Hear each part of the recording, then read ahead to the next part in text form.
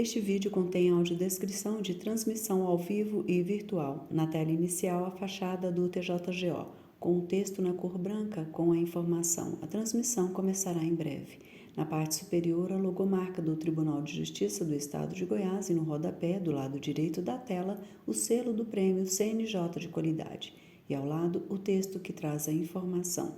Prêmio Máximo da Justiça, CNJ reconhece o TJGO como ganhador do selo Diamante. Agora na tela, na parte superior, várias telas menores, com participantes do webinário Mutirão Processual Penal 2024, ao vivo, do dia 12 de novembro de 2024. Logo abaixo, numa tela maior, o juiz auxiliar da presidência, Reinaldo de Oliveira Dutra, homem branco, calvo, que usa terno azul, camisa azul e gravata azul. Ele está sentado na cadeira de seu gabinete em frente à tela do computador para conduzir o webinário. Na sequência de imagens, os demais participantes intercalam suas falas. Damos início aqui ao nosso webinário para tratarmos do Mutirão Processual Penal de 2024, uma iniciativa estimulada pelo Conselho Nacional de Justiça, que tem o objetivo principal de conduzir os juízes e servidores que atuam na jurisdição criminal em todo o país a analisarem as prisões em algumas hipóteses elencadas pelo próprio Conselho Nacional de Justiça. Esse mutirão, como aconteceu o ano passado, ele é realizado pelos próprios magistrados das unidades, com apoio dos seus servidores, e é realizado também com formato totalmente virtual, uma vez que o nosso sistema processual é totalmente eletrônico e permite que a análise seja feita sem o deslocamento de pessoas. O Tribunal de Justiça, pelo presidente Carlos França, apoia a iniciativa do Conselho Nacional de Justiça de sempre mantermos o andamento adequado dos processos, o andamento regular dos processos. E isso não é diferente nos magistrados com jurisdição criminal. O Tribunal de Justiça já foi certificado como um tribunal de excelência pelo Conselho Nacional de Justiça por 3 vezes, e isso se deve certamente ao trabalho diário que é realizado por juízes e servidores. E nesta oportunidade, neste mutirão, novamente, a nossa força de trabalho, juízes e servidores, mostrarão seu valor e conseguiremos analisar com êxito os processos que estão sob nossa responsabilidade. Agradeço imensamente a todos vocês pela presença, por participarem desse webinário, por sempre estarem atentos aos processos que estão sobre a jurisdição de vocês. E na data de hoje contaremos com um valoroso colega, juiz do Tribunal de Justiça do Estado de São Paulo, que foi designado pelo Conselho Nacional de Justiça para nos apoiar, Dr. Pedro de Castro e Souza. Então, são as minhas palavras iniciais de agradecimento a todos vocês. Espero que a gente tenha um webinário bastante produtivo e objetivo, essa é a nossa proposta, e para ganharmos tempo e não tomar espaço do expositor, agradeço a todos e passo desde já a palavra ao colega Gustavo Garcia, juiz auxiliar da Corregedoria, que falará em nome da Corregedoria e representando o desembargador Leandro Crispim. Obrigado, doutor Reinaldo. Meu muito bom dia. Minha saudação a todos os colegas servidores também que participam conosco no webinário. Um abraço especial ao doutor Pedro de Castro e Souza, que está aqui para nos brindar com as suas orientações. Durante a fala do Dr. Pedro, eu colocarei no chat alguns atos que podem nos ajudar e nos direcionar, que já foram encaminhados a todos os magistrados, mas para reforçar ainda mais, eu colocarei aqui a portaria 278 da presidência do CNJ, que dá as balizas do trabalho que nós temos que fazer, o ofício circular 507 do Corregedor-Geral da Justiça, que traz a última lista dos processos que foi fornecida pelo CNJ e também o caderno de orientações técnicas do Mutirão Processual Penal de 2024, todos em PDF, para ajudar a gente um pouquinho nesse trabalho, para que nós sejamos econômicos no tempo. Eu gostaria de encerrar apenas trazendo aqui uma mensagem do Corregedor-Geral da Justiça, desembargador Leandro Crispim, me pediu que transmitisse a todos os colegas e a todos os servidores a necessidade do nosso empenho para nós cumprirmos essa missão que o CNJ nos deu de darmos o melhor resultado possível a esse mutirão processual penal de 2024. Nós tenhamos um excelente webinário e depois um excelente trabalho. Muito obrigado. Obrigado, doutor Gustavo. Agora, com a palavra, o doutor Fábio Borsato para apresentar o nosso expositor. Bom dia, doutor Reinaldo. Bom dia, doutor Gustavo, às juízas, juízes, colegas presentes, servidoras e servidores, meus cumprimentos. Eu passo a apresentação do nosso palestrante, doutor Pedro de Castro e Souza. Doutor Pedro é bacharel em Direito pela Faculdade de Direito do Largo de São Francisco, exerceu advocacia durante 3 anos e ingressou na magistratura paulista no ano de 2016. Foi juiz nas comarcas aí de Pau Sul, Santa Cruz do Rio Pardo, e na comarca de Lins, e também atualmente exerce a titularidade na 2ª Vara Criminal de Violência Doméstica e Familiar contra a mulher da comarca de Assis. É também juiz designado para atuação junto à Unidade Regional do Departamento de Execuções Criminais da 3ª Região Administrativa do Estado de São Paulo, desde abril de 2022. Foi, no ano de 2023, designado pela Presidência do Conselho Nacional de Justiça como representante do DMF, CNJ, para a Comissão de Acompanhamento dos Tribunais de Justiça, no âmbito do mutirão processual penal, no ano de 2023, junto ao Tribunal de Justiça do Estado de Roraima, e neste ano exerce a mesma função, nos auxiliando nos trabalhos do mutirão processual penal de 2024, aqui no nosso Tribunal de Justiça do Estado de Goiás. Além disso, o Dr. Pedro é membro do Comitê Conjunto do Projeto Piloto do CEU, no âmbito do Tribunal de Justiça do Estado de São Paulo, e membro suplente do Comitê Gestor de Orçamento e Priorização do 1º Grau do Tribunal de Justiça de São Paulo. Dr. Pedro, agradecemos a presença do senhor, dando as boas-vindas. Seja muito bem-vindo ao nosso tribunal.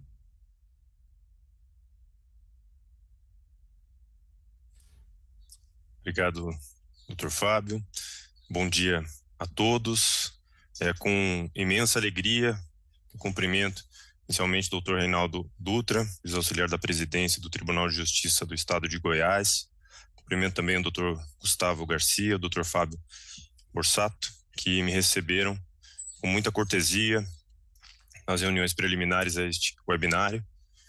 Cumprimento também o doutor Fernando Samuel, designado como representante do CNJ para apoiar o Tribunal de Justiça do Estado de Sergipe, né? Sabidamente uma referência no âmbito da execução penal, responsável por um número bastante volumoso de processos na comarca de Goiânia, e estendo esses cumprimentos, saúdo também aos magistrados, às magistradas presentes, aos servidores e servidoras do Poder Judiciário, que gentilmente deixaram de lado os seus afazeres nessa manhã para conversar um pouco sobre essa importante iniciativa do CNJ, que é o Mutirão Processual Penal de 2024. Para mim é uma grande honra participar deste momento junto ao Tribunal de Justiça do Estado de Goiás, em atendimento ao convite que me foi feito pelo doutor Reinaldo Dutra, e ter a oportunidade de falar aos colegas e aos servidores sobre o Mutirão Processual Penal deste ano, ainda que de forma breve e sem a pretensão de esgotar os temas a ele relacionados. Os temas isoladamente já poderiam ser objeto de webinários próprios, né? A minha intenção não é um aprofundamento de todas as questões jurídicas pertinentes, né? Pretendo apenas passar um panorama geral do mutirão, com a intenção de sensibilizar todos sobre a sua importância, a importância desse projeto e como o CNJ enxerga essa iniciativa que é recente, né? Enquanto representante indicado pelo CNJ para integrar a comissão de acompanhamento do tribunal nessa missão, o meu papel é de coadjuvante. O nosso objetivo é apenas cooperar naquilo que se mostrar necessário, e é nesse contexto que o convite para participar deste webinar me foi feito. O mutirão é realizado pelo próprio tribunal, pautado evidentemente na independência funcional dos magistrados, ao decidir os processos envolvidos nas hipóteses do mutirão. E mais do que provocar a reanálise dos processos, na minha visão, o objetivo maior é sensibilizar a todos os atores do sistema de justiça como um todo sobre a importância de determinados temas. Nessa breve conversa, minha pretensão é singela, como dito. Expor de forma panorâmica o mutirão, que esse ano conta com 4 eixos, estipulados a partir de questões recentes, como o último decreto de indulto, que foi bastante inovador, e a recente decisão do Supremo Tribunal Federal, que tratou da constitucionalidade do artigo 28 da Lei de Drogas. Como já mencionado, sem nenhuma pretensão de esgotar as questões jurídicas relacionadas, faremos apenas um bate-papo, talvez até uma espécie de reunião de trabalho, com o objetivo de sensibilizar todos sobre essa importante iniciativa. E eu inicio essa conversa com uma pergunta, né? Me parece importante contextualizar um pouco o mutirão, né? Como surgiram os mutirões processuais penais, qual foi a sua origem, por que motivo eles foram idealizados. Ainda em 2008, na gestão do ministro Gilmar Mendes, foram criados os chamados mutirões carcerários. Foram pensados como uma política institucional voltada ao sistema prisional nacional, a partir da constatação de deficiências estruturais em todo o país. Esse modelo inicial tinha o objetivo de aperfeiçoar o cumprimento das penas privativas de liberdade como um todo. Os mais antigos vão se lembrar desse modelo de mutirões carcerários, faziam-se um estado de cada vez, com análise de processos de forma presencial, conjugadas com inspeções em estabelecimentos prisionais. Havia uma grande organização do CNJ, com convocação e envio de uma comitiva de juízes e servidores, e desde então foram analisados cerca de 400 mil processos de execução, com a concessão de aproximadamente 80 mil benefícios, progressão de pena, livramento condicional. Esse modelo inicial, ele passou por mudanças e foi aperfeiçoado ao longo do tempo, muito em razão das ferramentas de tecnologia disponíveis tanto no CEU como no BNMP 3.0. Essas ferramentas permitiram o alargamento do escopo de atuação do mutirão, permitiram a realização de um mutirão de âmbito nacional e simultâneo, sem a necessidade de convocação de uma equipe de juízes e servidores para deslocamento físico aos estados, e com essa mudança o antigo mutirão carcerário passou a se chamar mutirão processual penal. Este ano estamos na 2ª edição do mutirão processual penal. Ano passado, 2023, tivemos a 1ª edição. E o uso dessas ferramentas permite que o CNJ tenha acesso a um extenso banco de dados, uma espécie de raio-x do sistema prisional nacional, fornecendo um panorama geral do sistema como um todo. Ao estabelecer o escopo de atuação do mutirão, o CNJ ele passa a ter condições de extrair listas preliminares que os senhores receberam nas suas unidades judiciárias, já falaremos um pouquinho sobre elas, e listas essas que balizam os trabalhos dos respectivos tribunais com a reanálise dos casos de forma virtual e sem necessidade de deslocamento físico. Eu acho importante mencionar rapidamente que essas listagens iniciais elas são um ponto de partida para a execução dos trabalhos do âmbito do mutirão, sem prejuízo de uma busca ativa por parte das unidades judiciárias e demais atores do sistema de justiça criminal. E aqui me refiro ao Ministério Público, Defensoria Pública, Advocacia e também ao Poder Executivo nas respectivas administrações das unidades prisionais. Eles podem nos ajudar na identificação de alguns casos, particularmente daqueles que envolvem requisitos individuais e não os requisitos objetivos. Estes o CEO não tem condições ainda de nos fornecer de forma adequada. Essa busca ativa deve ser feita, evidentemente, na medida das possibilidades materiais de cada comarca. Nós sabemos das dificuldades, elas são uma realidade em geral, né, em todos os tribunais, em todas as comarcas. Nós não temos a pretensão, neste momento, de provocar em um curto espaço de tempo a reanálise de todos os processos de execução penal e também de todos os processos de conhecimento em curso no país, para que se verifique quais deles se enquadram ou não em uma das hipóteses do mutirão.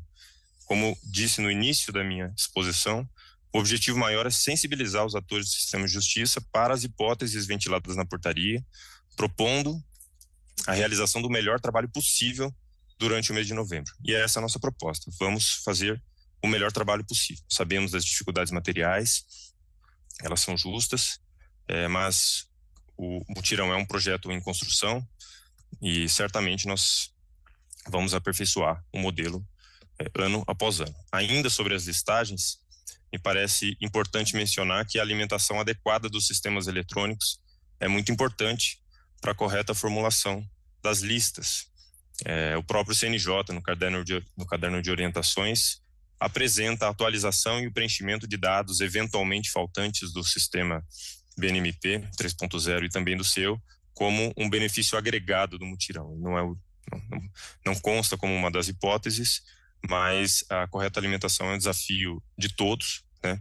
E a partir dela que as listas são extraídas. Então, em um futuro, a intenção é que os dados eles sejam muito fidedignos e tenham condições de fornecer o melhor panorama possível do sistema carcerário nacional. O atual modelo do mutirão processual penal foi desenvolvido no âmbito do programa Fazendo Justiça, que é uma parceria entre o CNJ e o PNUD, e representa um esforço coordenado dirigido para promover a transformação do sistema de cumprimento de penas privativas de liberdade. O programa Fazendo Justiça é coordenado pelo DMF e abrange inúmeras iniciativas que são vivenciadas por nós no exercício da jurisdição criminal todos os dias. Existem iniciativas relacionadas, a título de exemplo, audiência de custódia, alternativas penais, monitoração eletrônica, Ação Nacional de Trabalho e Renda, Plano Nacional de Fomento à Leitura, inspeções judiciais, documentação civil dos presos, saúde mental, política de drogas, os próprios GMFs, e o próprio CEO é uma iniciativa no âmbito do programa Fazendo Justiça. As ações desenvolvidas no âmbito deste programa, entre as quais está o mutirão processual penal, estão alinhadas com as determinações do Supremo Tribunal Federal no âmbito da ADPF número 347, que impõe a adoção de políticas voltadas à superação do estado de coisas inconstitucional nas prisões. Uma realidade que abrange o território nacional como um todo. Como bem sabemos, o Supremo, no julgamento da referida ADPF, estabeleceu que há um estado de coisa inconstitucional no sistema carcerário brasileiro, responsável pela violação massiva de direitos fundamentais dos presos. A decisão apontou um cenário de inobservância de direitos básicos, comprometendo a capacidade do sistema como um todo de limitar o cumprimento da pena ao cerceamento dos direitos que foram suprimidos pelo título executivo judicial. Exigiu-se, portanto, a adoção de iniciativas de autoridades públicas, instituições e da comunidade para a construção do que se chamou de solução carcerária. Peço licença para me valer das palavras do Dr. Luiz Geraldo Lanfred, coordenador do DMF, para quem o mutirão processual penal é também parte da resposta ao reconhecimento da decisão do Supremo Tribunal Federal no julgamento da DPF 347, que reconheceu o estado de coisas inconstitucional nas prisões brasileiras. Para isso, o CNJ e a União criaram um plano de enfrentamento que tem como uma das metas a calendarização e a realização semestral dos mutirões. Esse foi um pleito que foi apresentado.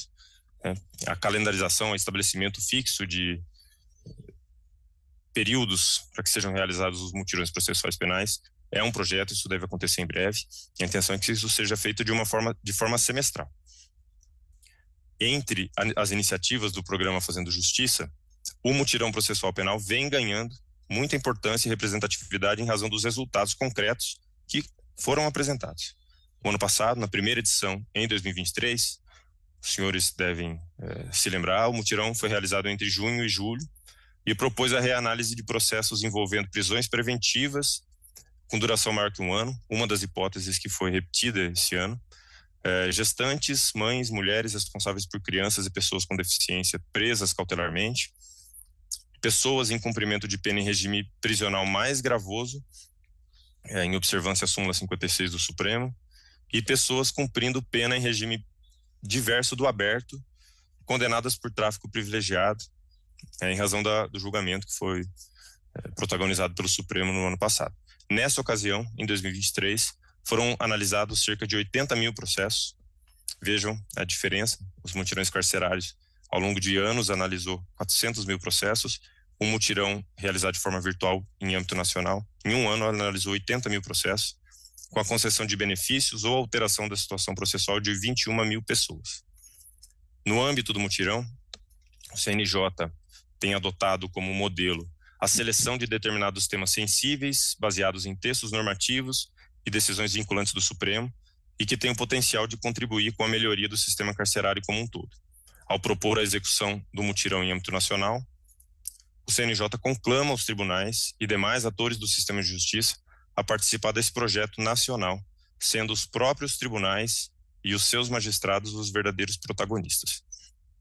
Novamente, nas palavras do Dr. Lanfredi, a política exitosa dos mutirões e aprimoramento de seus procedimentos refletem essa nova perspectiva de suporte tecnológico à gestão processual, com um protagonismo ainda maior dos tribunais. O CNJ propõe, de forma dialogada e a partir de uma série de reuniões realizadas com atores do sistema de justiça, temas que merecem atenção, mas a execução é feita localmente com o apoio do Conselho. Falamos rapidamente das hipóteses de 2023. Em 2024, o mutirão foi desenhado como dito inicialmente pelo Dr. Gustavo, pela portaria 278 da presidência do CNJ. Ela foi publicada em setembro de 2024 e estabeleceu as diretrizes para a realização do mutirão nos tribunais de justiça e também nos TRFs em âmbito nacional, durante o mês de novembro. Se comparada à portaria 170 de 2023, que tratou do mutirão do ano passado, o escopo foi bastante ampliado e estabelece como temas que devem ser objeto de análise pelos magistrados, caso se enquadrem nas hipóteses do decreto 11.846 de 2023, é o decreto de indulto, que concede indulto natalino e comutação de penas. Esse decreto, por si só, ele foi bastante inovador, em razão da sua amplitude, o que reflete diretamente no alargamento do escopo de atuação do mutirão desse ano, que é muito centrado nas hipóteses de indulto e comutação de penas. Segunda hipótese, casos nos quais o julgamento do recurso extraordinário 635-659, que afastou os efeitos penais das condenações de porte de até 40 gramas de maconhas para uso próprio ou de até 6 pés da planta. E aqui se inserem tanto as eventuais condenações pela figura do artigo 28, como eventual homologação de falta grave com base no artigo 52 da LEP, que trata da prática de crime doloso. Terceira hipótese, casos que demandem o saneamento do CEU mediante baixa de processos sem pena restante a cumprir ou com pena prescrita e julgamento de incidentes vencidos de progressão de pena e livramento condicional. O saneamento a que se refere a portaria aqui nada mais é do que a análise de casos que o próprio sistema aponta a necessidade de reanálise dos processos de execução em virtude de cumprimento dos requisitos objetivos para concessão de benefícios ou mesmo extinção de punibilidade decorrente de prescrição da pretensão punitiva ou executória, ou até mesmo término de cumprimento de pena. Aqui o sistema ele vai gerar apenas o alerta da prescrição da pretensão executória, mas a portaria abrange ambas as hipóteses. E a quarta hipótese, repetindo uma das previsões da portaria anterior, casos em que a prisão preventiva tenha sido decretada há mais de um ano, demandando-se a reanálise da permanência dos requisitos e pressupostos que, no passado, fundamentaram a decisão judicial. De acordo com a portaria, os processos de execução e de conhecimento que se enquadrem em uma das hipóteses devem ser objeto de reavaliação de ofício por parte dos magistrados em articulação com os demais órgãos do sistema de justiça. Como eu pessoalmente leio essa previsão, a provocação ela deve ser oficiosa pelo magistrado, mas isso não exclui o oitiva do Ministério Público e da Defesa, que são atores importantes, até em homenagem contraditória, as funções constitucionais dos órgãos que patrocinam a Defesa e do Ministério Público, que devem, inclusive, ser conclamados a participar do mutirão conosco, né? Algumas das hipóteses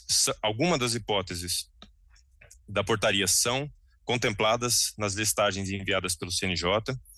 Como dito anteriormente, isso não significa que todos os processos ali mencionados devem ser objeto de concessão de indulto, de progressão de pena ou de outra decisão necessariamente favorável. A análise do caso concreto, evidentemente, deve ser feita pelo juiz do processo, sempre com respeito à independência no exercício da atividade jurisdicional. E por conta da relevância do tema para o mutirão deste ano, eu vou tratar de forma um pouco mais abrangente das hipóteses de indulto, reservando uma breve menção inicial às demais hipóteses que, apesar de serem igualmente importantes, elas são de mais simples compreensão. O caderno de orientações que foi enviado aos senhores, ele estabelece o mutirão, divide o mutirão em 3 etapas: etapa inicial de identificação e seleção dos processos, uma etapa de análise do processo, que é a etapa na qual nos encontramos hoje, e uma etapa final de identificação e apresentação dos resultados. A primeira etapa teve início ainda em setembro, com a edição da portaria, com a extração dos dados do CEU e do MEIR-MP, com a montagem das listas preliminares das hipóteses do mutirão, que foram enviadas aos tribunais no mês de outubro, de forma preliminar. Também foram colhidos dados através do preenchimento de formulários, que já foram respondidos. Essas listagens, elas são um ponto de partida e servem para balizar o trabalho, mas não excluem a eventual identificação de outros casos durante o mês de novembro, alguma hipótese que não tenha sido contemplada nas listas e eventualmente até em virtude de alguma incorreção na alimentação dos dados. Essa etapa ela teve termo no final do mês de outubro.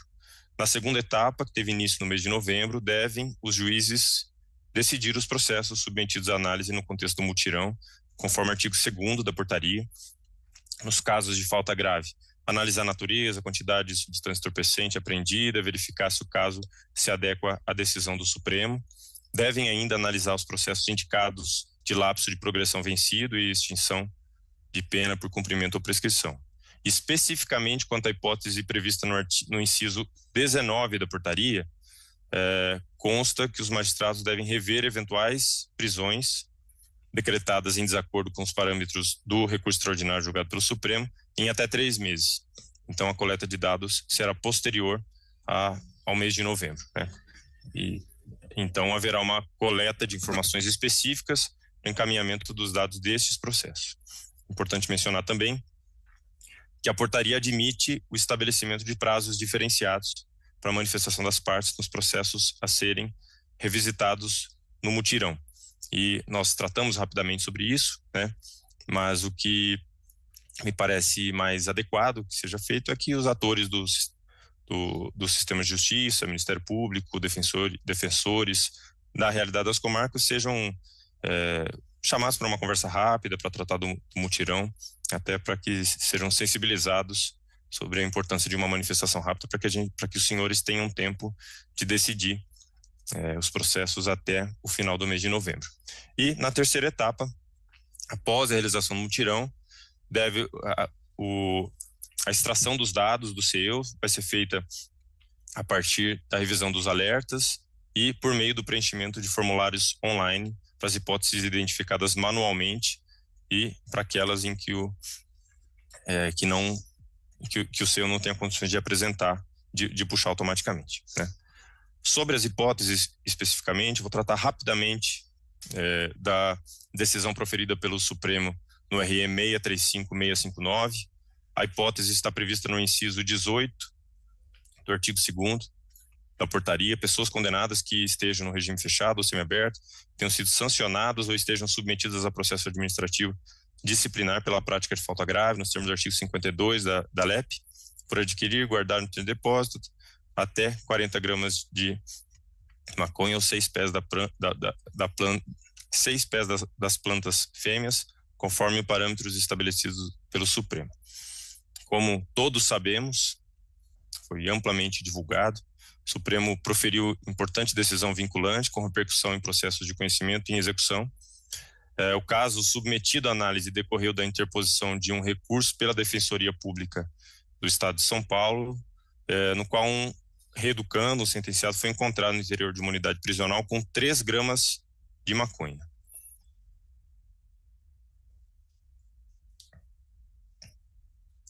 Parece que os fundamentos da decisão, apesar da sua relevância, eles extrapolam os limites dessa nossa conversa. Não é minha intenção tratar da decisão em si, de modo que basta a constatação de que foi declarada a inconstitucionalidade, sem redução de texto, do artigo 28 da Lei de Drogas, afastando os efeitos de natureza penal. A tese fixada se limita ao porte de maconha, não alcança outros entorpecentes, ao menos até o presente momento, e, ao menos em tese, não deve ser aplicada por analogia a outros entorpecentes. Na ocasião foram fixadas algumas teses, também foram muito divulgadas. As mais relevantes, daquelas 8 que foram apresentadas no acórdão, me parecem ser a de número 1, 4, 5 e 8. 1 estabelece que não comete infração penal aquele que pratique a conduta prevista no artigo 28, descaracteriza a relevância penal da conduta, especificamente da maconha.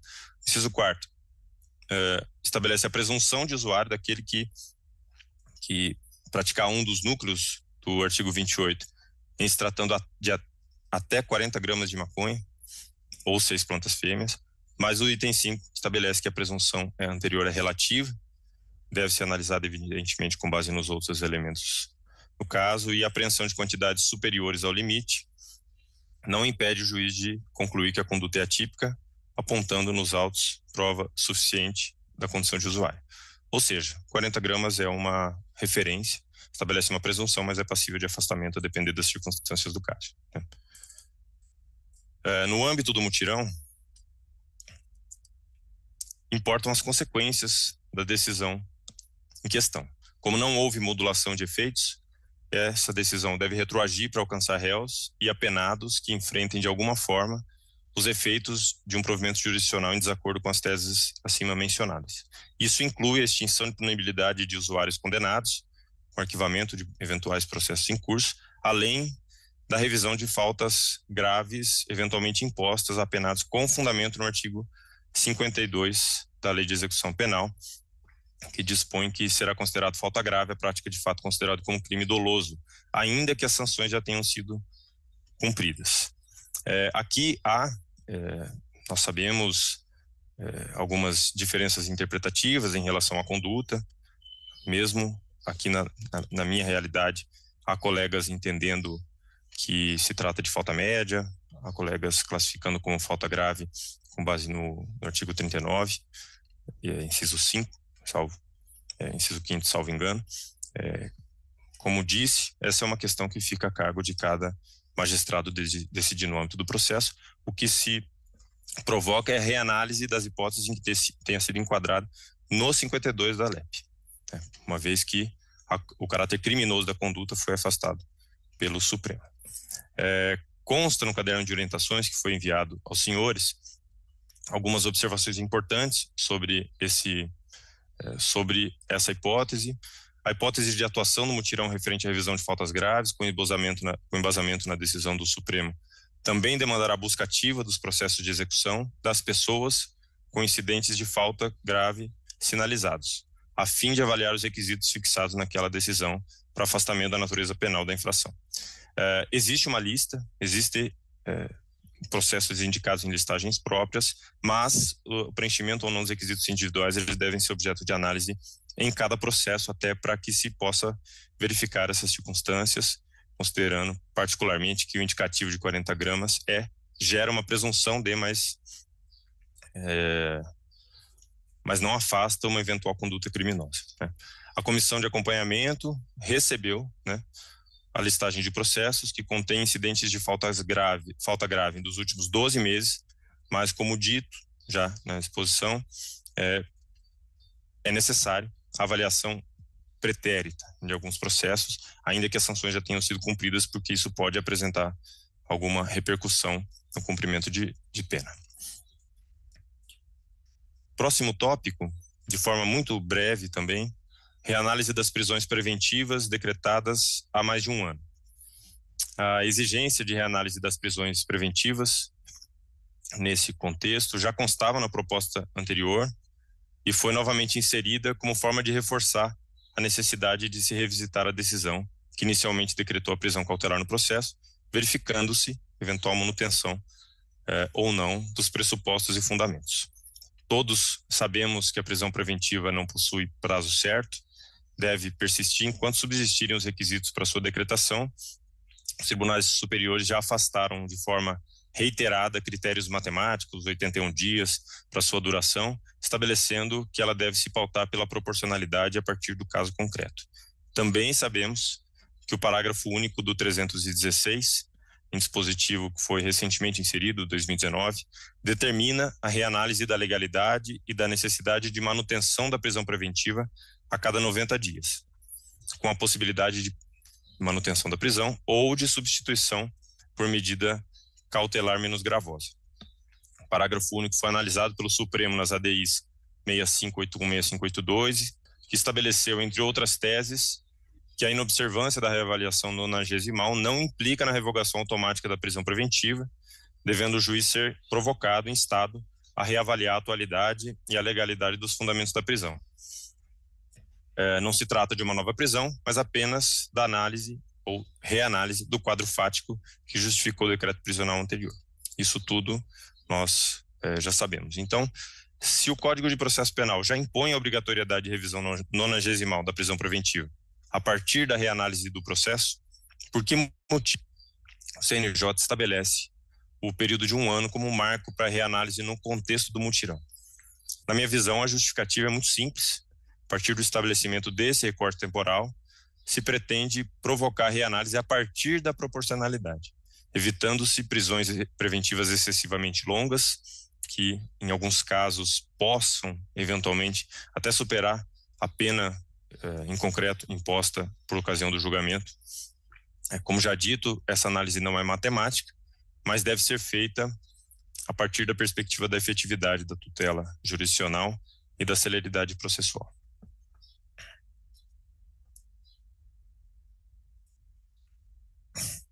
Sobre o saneamento do CEU, consta no inciso 3º do artigo 1º e no inciso 20 da portaria 278, e foi incluído no escopo do mutirão em duas hipóteses: baixa de processos sem pena restante a cumprir ou com pena prescrita, que é uma forma de limpar os processos, limpar o próprio sistema e até os números da unidade judiciária, e o julgamento de incidentes vencidos de progressão de regime aberto, semiaberto e, eventualmente, de livramento condicional. Esses processos constam em alertas e incidentes do próprio CEU e são gerados com base em dados objetivos, competindo aos magistrados a análise, preenchimento dos requisitos individuais, dos requisitos subjetivos, para que se verifique, quando for o caso, se há caso ou não de concessão do benefício.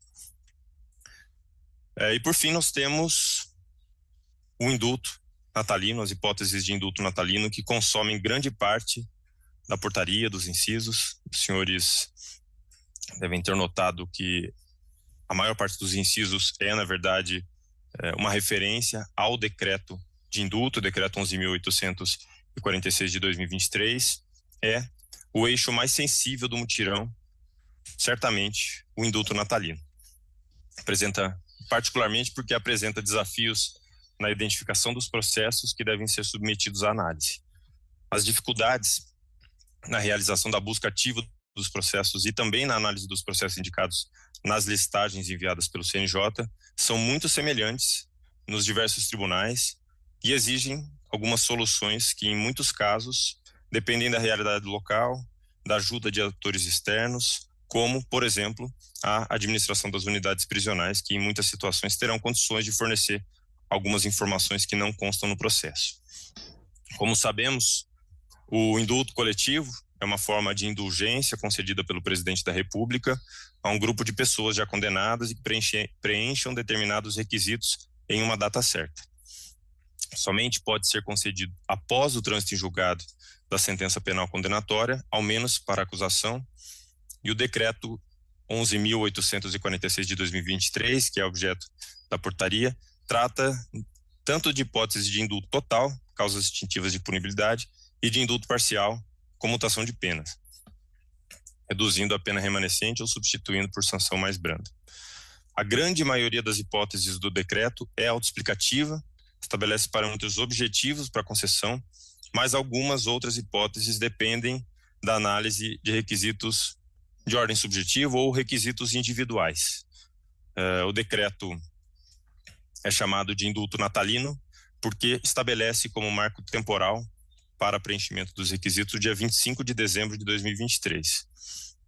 Não admite, portanto, o preenchimento de requisitos após esta data. No início de janeiro, nós temos alguns casos nesse sentido. O STJ ele vem afastando a incidência sistematicamente. Me parece importante mencionar que o decreto de 2023 apresenta logo em seu artigo 1º o que ele chama de crimes impeditivos, estabelecendo ainda que o indulto coletivo não alcançará integrantes de facções criminosas que desempenham ou tenham desempenhado função de liderança ou participado de forma relevante em organização criminosa, pessoas que estejam submetidas ao RDD ou que estejam cumprindo pena em estabelecimento de segurança máxima do Sistema Penitenciário Federal ou dos Estados e do Distrito Federal, assim classificados na forma do artigo 11b da Lei 11.671 de 2008. O CNJ trouxe um rol de processos a partir dos requisitos objetivos do decreto, mas essas listagens não contemplam algumas dessas hipóteses que demandam busca ativa. Se os senhores estiverem com a portaria aberta, podem acompanhar. Eu vou fazer algumas menções a alguns incisos. Essas menções elas podem ser um pouco cansativas, mas eu acho importante apenas para situar as peculiaridades de cada uma delas. Para as hipóteses dos incisos 1º, 2º, 3º, 4º, 5º e 14, existem alertas de incidentes nos respectivos processos, a partir da ferramenta disponibilizada no CEO como mesa do gestor. Os senhores devem ter notado isso já no CEO. Para as hipóteses dos incisos 6º, 7º, 8º, 9º, 10 e 11, e para os tribunais em que o CEO não esteja implantado, a identificação ela deve ser feita de forma manual. Os incisos 15, 16 e 18 foram objeto de listagem, mas eles demandam uma filtragem adicional por exigir alguns requisitos individuais que o sistema não tem condições de puxar. O caderno de orientações ele é bastante explicativo em relação às hipóteses e traz uma importante menção, um importante alerta a respeito de uma ferramenta dentro do seu que foi criada especificamente para as hipóteses de indulto. Recomenda-se que a checagem dos processos pelas varas nos casos do decreto em relação às contagens totais de pena cumprida e pena restante seja realizada a partir da ferramenta linha do tempo, indulto e comutação do CEO. Essa ferramenta foi desenvolvida com o propósito de realizar os cálculos específicos para essas hipóteses. E como consta também no caderno de orientações, por meio do cruzamento de dados do CEO, os tribunais receberam a triagem dos processos que, a princípio, poderiam ser enquadrados nas situações identificáveis. As demais hipóteses demanda busca ativa e devem ser conferidas por cada vara. Lembrando, como disse no começo, que a pretensão não é ser exaustivo, mas é fazer o melhor trabalho possível diante da realidade de cada comarca. O decreto, nos incisos, o decreto, depois repetido pela portaria, estabelece algumas hipóteses em que vocês já têm a lista. Primeira delas, condenados a pena privativa de liberdade por crimes praticados sem violência ou grave ameaça, que tenham cumprido até dia 25 de 12 de 2023.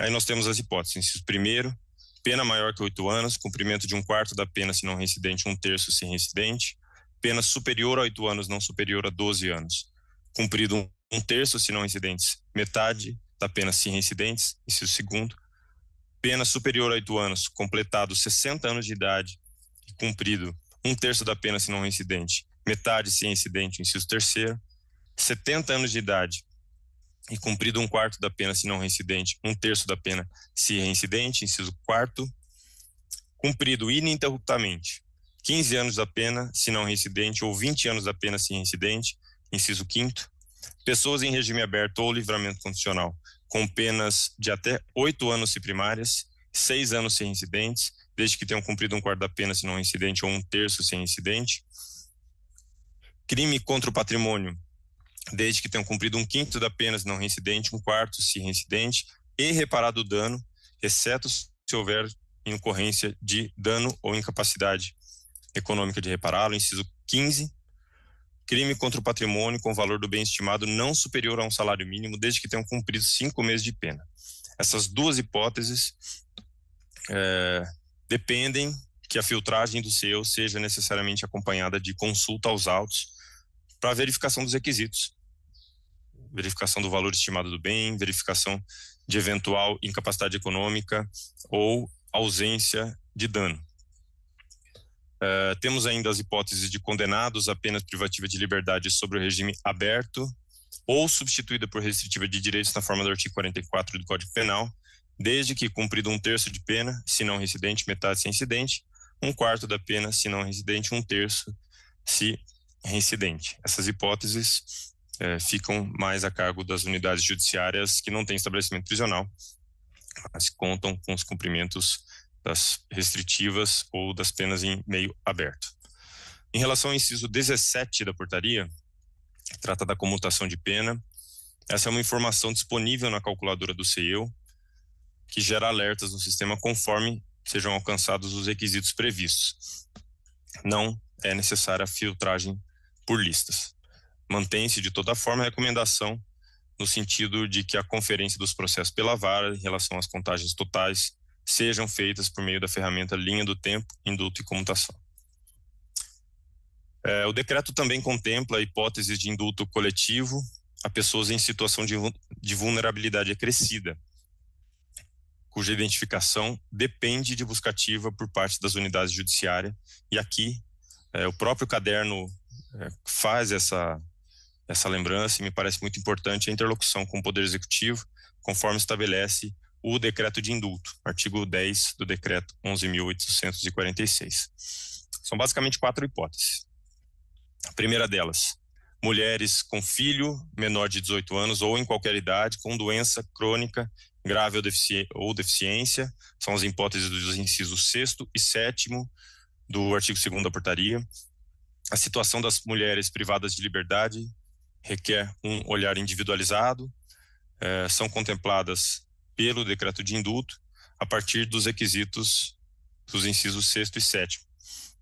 Há uma dificuldade na obtenção dessas informações por meio de sistemas eletrônicos e o CNJ recomenda que os processos que contêm mulheres no polo ativo e que atendam aos requisitos objetivos indicados sejam pré-selecionados para uma análise e seleção individualizada de cada vara. Aqui, o caderno faz a menção específica à importância da interlocução com o Poder Executivo para a identificação desses requisitos. Os filhos, menor de 18 anos ou alguma doença grave ou deficiência. A segunda hipótese trata das pessoas com doenças graves. E aqui nós temos algum grau de subjetividade na sua análise, né? O caderno de orientações ele traz alguns parâmetros para essa aferição.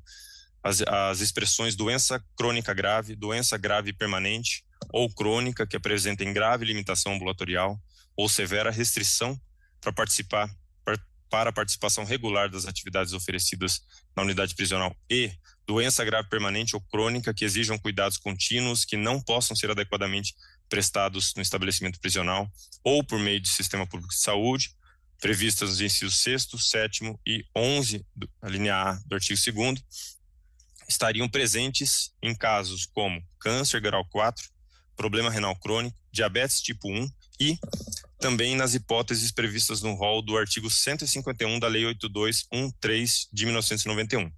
Este é o único diploma legal que trata de doenças graves e crônicas e é usado como referência por uma série de órgãos públicos, pelo Ministério da Saúde, pelo INSS, pela Receita e também pelos tribunais superiores no julgamento de diferentes casos.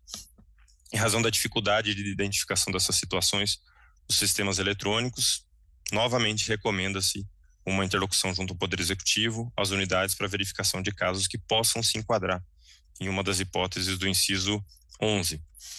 Terceira hipótese, que demanda uma busca ativa mais individualizada, pessoas condenadas à pena de multa que não supere o valor mínimo para ajuizamento das execuções fiscais de débitos com a Fazenda Nacional, o valor de R$20 mil, ou que não tenham capacidade econômica para quitá-las.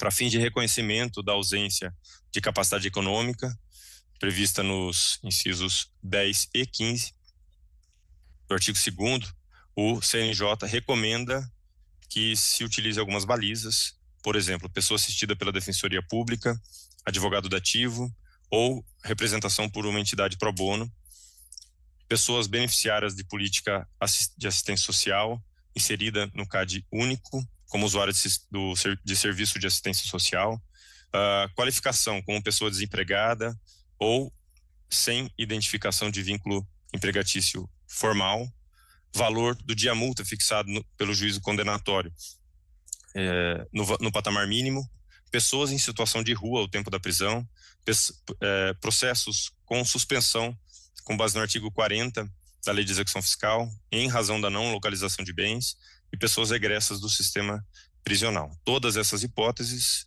de acordo com a orientação do CNJ, pode estabelecer uma espécie de presunção de hipossuficiência econômica, passível, evidentemente, de afastamento pelo órgão de acusação, mas permitiria, em tese, o enquadramento na hipótese do inciso 10 do artigo 2º.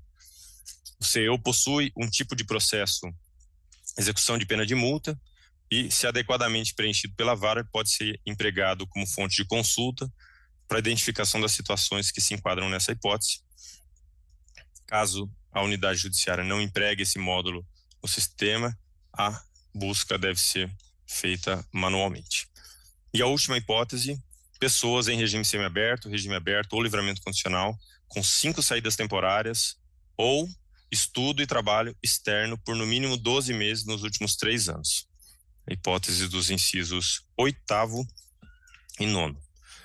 Também há uma dificuldade de identificação nessas situações nos sistemas eletrônicos, recomendando-se mais uma vez a interlocução com o Poder Executivo local, com as unidades prisionais.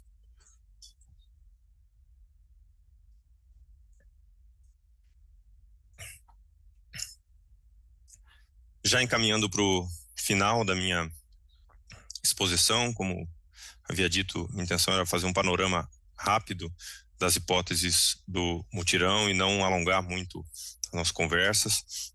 Eu gostaria de pontuar os objetivos do mutirão. Efetivar o direito à forma progressiva da execução de pena, privativa de liberdade, artigo 112 da LEP, concretizar as determinações do decreto de indulto, que, como sabemos, tem natureza declaratória. Nosso papel aqui é apenas identificar o preenchimento dos requisitos. A indulgência foi concedida pelo presidente da República, nos compete apenas declarar uma situação pré-estabelecida. Atender em relação à revisão de faltas graves aplicadas no artigo 52, nos termos do artigo 52 da LEP, a decisão proferida pelo Supremo, regularizar a situação processual das pessoas sem pena restante a cumprir ou com pena prescrita que ainda estejam com processo ativo, bem como processos com incidentes vencidos e progressão de regime ou livramento condicional.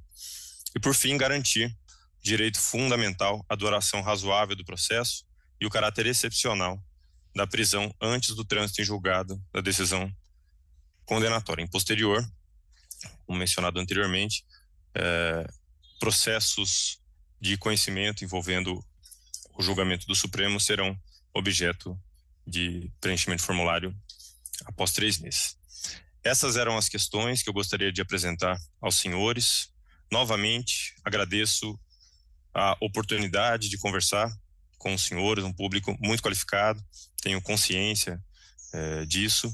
Para mim, reitero que para mim é uma grande honra integrar a comissão de acompanhamento do Tribunal de Justiça do Estado de Goiás. Tenho a convicção de que os resultados serão muito satisfatórios. Acho esse momento, essa conversa muito importante, uma iniciativa exemplar por parte do tribunal, que merece ser reconhecido por isso, pela tentativa de sensibilizar os colegas, de promover um engajamento nesse importante projeto que é o Mutirão. Se surgirem algumas questões durante o encaminhamento dos trabalhos, eu fico à disposição para ajudar naquilo que eu puder, tanto eu como os demais integrantes da comissão de acompanhamento. Muito obrigado a todos. Devolvo a palavra ao doutor Reinaldo.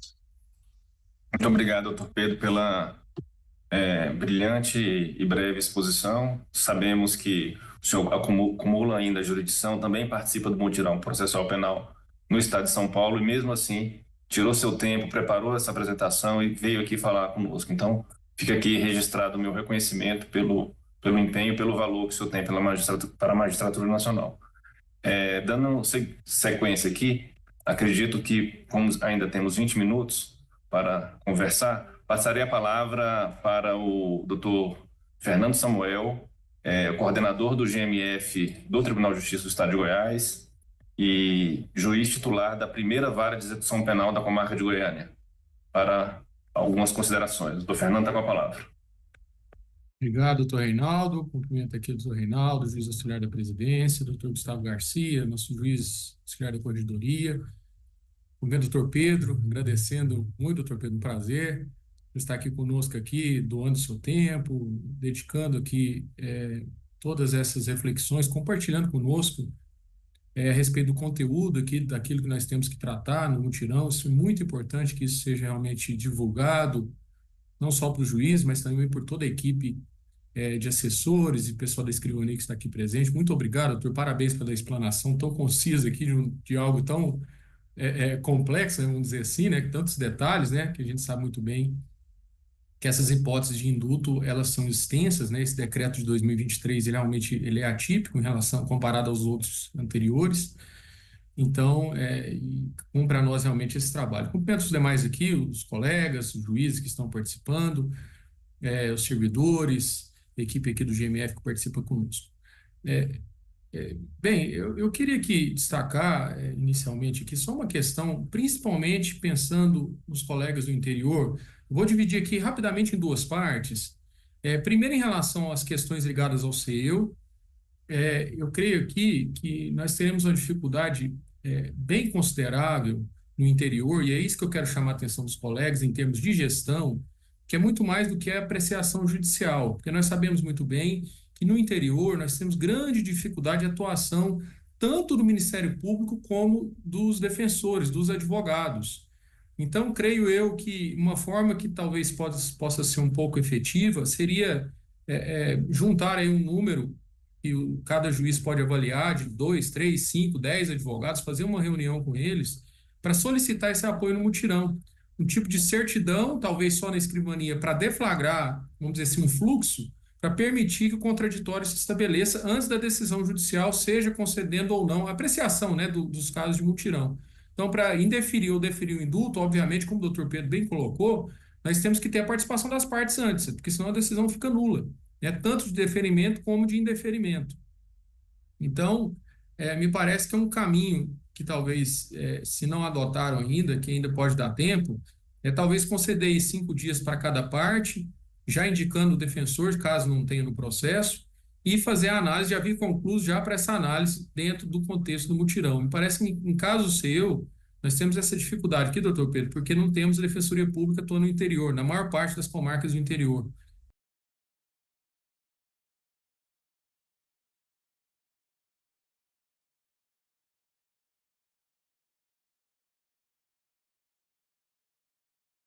Tipo de agilidade seria esse, no sentido de algum tipo de deflagração na própria escrivania, explicando que é o mutirão, trazendo aqui o nosso ofício circular, que praticamente aqui é nossa portaria, que replica lá a portaria do CNJ no seu conteúdo, e vendo as hipóteses, deflagrar um procedimento, um expediente, um fluxo, que houve o Ministério Público, houve a defesa e já vem concluso para o juiz poder apreciar no contexto do mutirão, doutor Pedro. Aqui no nosso caso, me parece que é mais ou menos esse caminhar aqui para dar essa efetividade e permitir que o mutirão possa realmente dar ao magistrado não só a segurança para decidir da maneira que ele achar que deve, seja definindo ou indeferindo, e, obviamente, evitar decisões nulas, evidentemente, porque, repito, qualquer decisão sem a participação das partes, aí eu creio que nós estaremos caminhando apenas para números sem a correta forma de atuação nossa.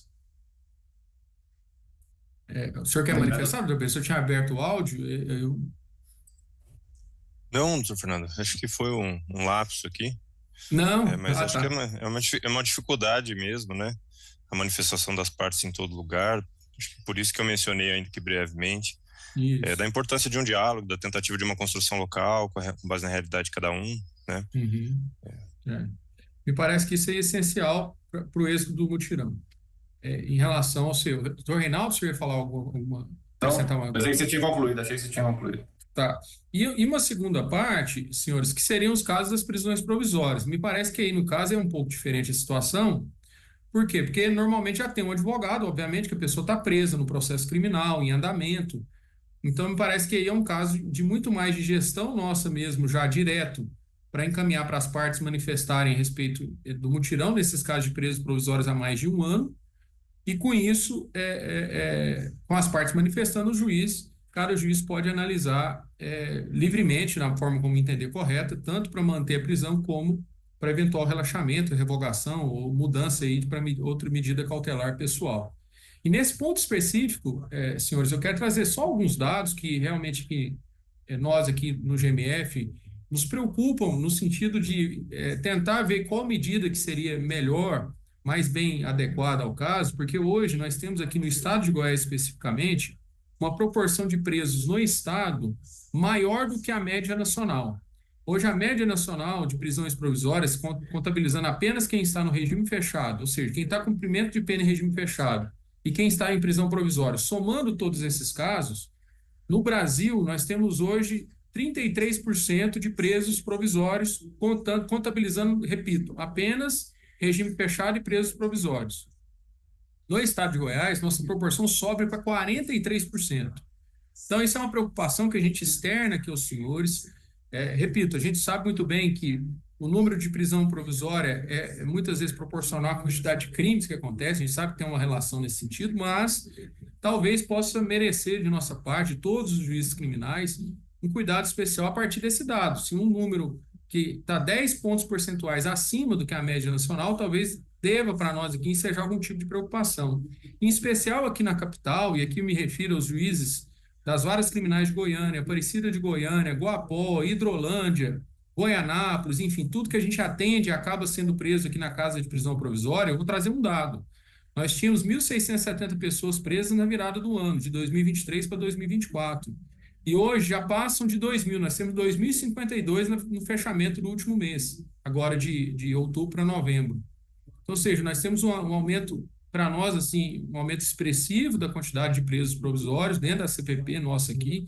Isso também seja para nós, os que trabalham aqui na região metropolitana, uma preocupação grande, conclamo aqui os colegas, e a gente sabe muito bem que já temos aqui os juízos de garantias, ou seja, teve uma análise talvez do colega que está lá na vara de garantias, e sabemos muito bem que nada impede da nova análise, de acordo com as regras lá do artigo 316, uma análise talvez mais criteriosa, a partir do seu modo de ver mesmo o desenrolar do processo de conhecimento e tudo. Então, é uma preocupação nossa aqui também na capital, especificamente em relação a essas comarcas que os presos vão sendo encaminhados aqui para a CPP. Eu creio que nessa parte do mutirão carcerário, doutor Reinaldo, nós podemos ter aqui realmente um êxito em relação a essa questão dos presos provisórios com mais de um ano. E, obviamente, nas outras questões ligadas ao indulto, que a gente sabe das dificuldades, muitas vezes são varas únicas que cuidam de todos os processos, né, de todos os tipos. Eu me coloco à inteira disposição, minha equipe aqui do GMF, minha equipe da primeira vara de execução penal de Goiânia, da vara de execução penal de Rio Verde, de Anápolis, onde a gente cuida, para que possa, eventualmente, se for necessário, algum tipo de assistência, de tutela, porque no nosso acompanhamento aqui no GMF, nós vemos aqui que algumas comarcas, várias delas, nunca concederam indulto. Então, assim, é uma preocupação que a gente tem, porque as hipóteses são amplas e talvez se tiver alguma dificuldade até dos assistentes e tudo mais para fazer essa análise, como bem colocado aqui pelo Dr. Pedro, nós temos aqui uma linha do tempo que é bem simples de ver aqui pelos assistentes, que dá para identificar cada dia 25 de cada ano, fica lá direitinho qual que é a proporção que a pessoa cumpriu, já dá para analisar se ele tem falta grave ao longo desse ano, rapidamente a análise do processo, então não é nada muito difícil de ser analisado. É lógico que é análise caso a caso, como bem o doutor Pedro aqui colocou, é análise individual, mas de todo modo, me coloco à inteira disposição dos colegas, minha equipe aqui também de assistentes, fica à disposição de eventual assistente dos senhores poderem tirar alguma dúvida, enfim, a gente poder mostrar isso aqui. Se tivesse demanda também, doutor Reinaldo, a gente pode até pensar em um webinário específico aí do indulto, se tivesse demanda dos colegas nossos aqui de Goiás. Então, para não tomar mais o tempo aqui, eu creio que minha intervenção é basicamente isso, doutor Reinaldo. Fica à disposição. Obrigado, doutor Fernando. É muito importante a colaboração do senhor, principalmente pela experiência que tem com a Unidade Prisional de Goiânia, que é a maior do Estado. Eu vou devolver a palavra para o doutor Gustavo, da Corregedoria. Ele tem um aviso para dar a todos nós, e depois da fala dele a gente encaminha para o encerramento. Obrigado novamente, doutor Reinaldo. Até no sentido do que o doutor Fernando Samuel acabou de manifestar, nós propusemos ao Corregedor-Geral da Justiça uma forma de apoio àqueles colegas que estejam em maior dificuldade, especialmente nas unidades judiciais desprovidas de magistrado titular. E especificamente nestas, o corregedor autorizou a atuação do grupo de atividade específica da Corregedoria, o nosso popular grupo de apoio, que é comandado pelo Dr. Liciomar Fernandes, que está aqui participando com a gente também do webinário, e ele, com a equipe dele, vão atuar em auxílio aos magistrados, especificamente na pauta do mutirão processual penal, onde não houver juiz titular nas unidades judiciárias. Então, os colegas que estiverem respondendo por varas ou comarcas desprovidas de titular podem procurar o apoio do Dr. Liciomar na atividade específica da Corregedoria e agendar com ele para que a unidade seja incluída no cronograma de atuação do grupo de atividade específica, de modo que a gente possa contemplar o apoio a esses colegas. Acabei de colocar novamente aqui no chat a lista. Essa lista de processos é a última que o CNJ enviou. Nós encaminhamos 4 ofícios circulares, porque nós tivemos 3 listas diferentes. Essa é a mais completa, é a última que veio. E cada lista dessa foi integrada ao mesmo link enviado no primeiro ofício. Então, o link foi atualizado, é uma tabela, e quando a gente coloca aqui no chat, ele desconfigura um pouquinho. Então, ele não ficou completamente clicável. Por isso, a minha sugestão é copiem e joguem no navegador. Porque se clicarem aqui, não vai abrir, já que ela ficou partida. E tem um documento em PDF que tem o link, e este sim está clicável, acabei de colocar aí novamente. Se clicarem lá, vão obter o acesso à planilha do CNJ, inclusive com a última aba que foi enviada recentemente. Lá também tem os processos do indulto. Como o doutor Pedro disse, são balizas, né, para a gente começar a trabalhar, e não o motivo e a pauta do mutirão não se esgota nessa lista de processos. Muito obrigado, doutor Reinaldo, mais uma vez. Muito obrigado, doutor Gustavo. Então, pessoal, 11h13, né, cumprindo o combinado de encerrarmos até as 11h20. Gostaria de deixar aqui o meu agradecimento a toda a equipe de suporte, a equipe do tribunal que nos apoiou para fazer a transmissão pelo YouTube, a minha assessoria que me ajudou na organização, em nome do Matheus. Agradecer ao doutor Gustavo e ao doutor Fábio também, que compõem o grupo de monitoramento, especialmente o doutor Pedro de Castro e Souza, que Juiz de São Paulo, apoio ao Tribunal de Justiça, e um agradecimento muito especial a todos os colegas que deixaram seus afazeres, seus compromissos na parte da manhã para nos acompanhar, servidores também presentes. Contamos com o apoio de vocês para a gente ter um mutirão exitoso, como são as iniciativas que são realizadas aqui no Tribunal de Justiça do Estado de Goiás, graças ao trabalho de vocês. Muito obrigado, bom dia e até mais. É encerrada a transmissão ao vivo. Fim da audiodescrição.